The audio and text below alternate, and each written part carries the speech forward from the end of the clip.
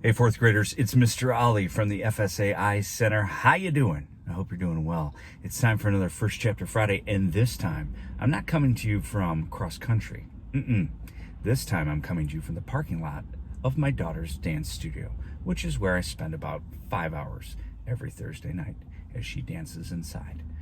It's cool though, gives me time to read books, which is like my favorite thing to do. So I'll be honest with you, this is actually my second video I've made today. The first video I decided not to show because the book, I realized, is a little old for fourth grade. I know you could handle it. A lot of you could probably even read it. I know that while I was reading it, there was at least 4 or 5 words that I know I didn't pronounce correctly. One of the words was so hard, I skipped it. I acted like it wasn't even in the book. So I realized if I can't read it, and I'm at least 6th grade reading level, maybe it's too much for 4th grade. So we'll hang on to that one, maybe do it towards the end of the year. This book, I was talking to Mrs. Ollie. I think some of you may have been in Mrs. Ollie's class the first time I read this. So this could be a repeat for you, but it's been 3 years. So hopefully if you read it, you'll want to read it again. Or maybe I read it to you and you forgot. But we're going to give it a try here. So let me know what you think. Chapter 1, The Ocean. Our story begins on the ocean, with wind and rain and thunder and lightning and waves. A hurricane roared and raged through the night, and in the middle of the chaos, a cargo ship was sinking down, down, down to the ocean floor. The ship left hundreds of crates floating on the surface, but as the hurricane thrashed and swirled and knocked them around, the crates also began sinking into the depths. One after another, they were swallowed up by the waves until only 5 crates remained. By morning, the hurricane was gone. There were no clouds, no ships, no land in sight. There was only calm water and clear skies, and those 5 crates lazily bobbing along an ocean current. Days passed, and then a smudge of green appeared on the horizon.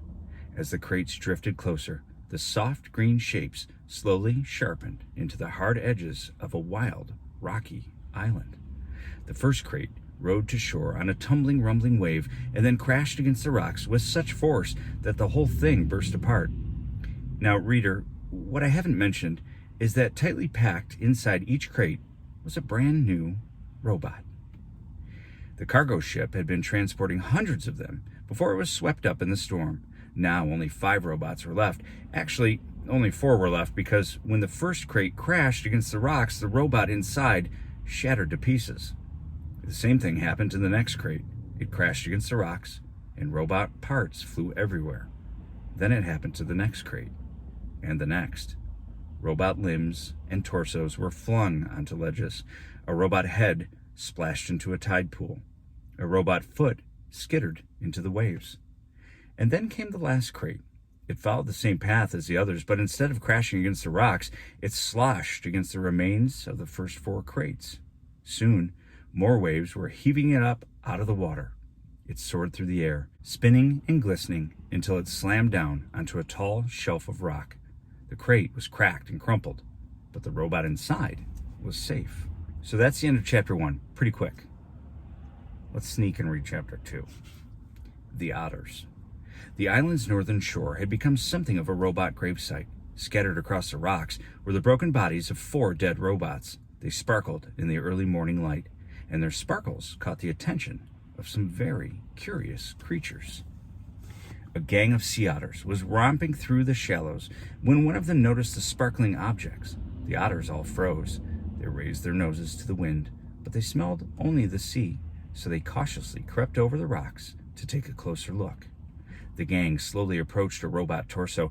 The biggest otter stuck out his paw, swatted the heavy thing, and quickly jumped back, but nothing happened, so they wriggled over to a robot hand. Another brave otter stuck out her paw and flipped the hand over. It made a lovely clinking sound on the rocks, and the otters squeaked with delight. They spread out and played with robot arms and legs and feet. More hands were flipped. One of the otters discovered a robot head in a tide pool, and they all dove in and took turns rolling it along the bottom. And then they spotted something else. Overlooking the gravesite was the one surviving crate. Its sides were scraped and dented, and a wide gash ran across its top. The otters scampered up the rocks and climbed onto the big box. 10 furry faces poked through the gash, eager to see what was inside. What they saw was another brand new robot. But this robot was different from the others. It was still in one piece, and it was surrounded by spongy packing foam. The otters reached through the gash and tore at the foam. It was so soft and squishy. They squeaked as they snatched at the fluffy stuff. Shreds of it floated away on the sea breeze, and in all the excitement, one of their paws accidentally slapped an important little button on the back of the robot's head. Click. It took a while for the otters to realize that something was happening inside the crate, but a moment later, they heard it.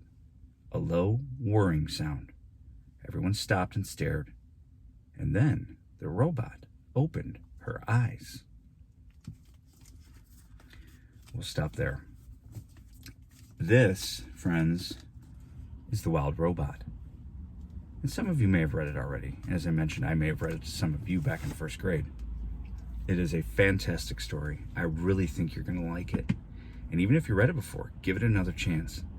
There's a wonderful sequel as well. It's written by Peter Brown.